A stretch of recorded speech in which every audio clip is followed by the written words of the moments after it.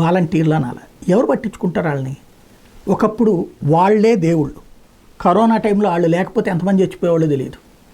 అదే సందర్భంలో ఆ తర్వాత కూడా ఇంటి దగ్గరకు వచ్చి మరి అన్ని సదుపాయాలు అందజేసినటువంటి వాళ్ళు, ఏ సర్టిఫికెట్ కావాలన్నా చేతికి ఇచ్చినటువంటి వాళ్ళు, ప్రభుత్వ కార్యాలయాల దగ్గర తిరగాల్సిన అవసరం లేకుండా, ఏ రికమెండేషన్లు అవసరం లేకుండా అర్హత అనే ప్రాతిపదికన అందరికీ లభించినటువంటి వాళ్ళు.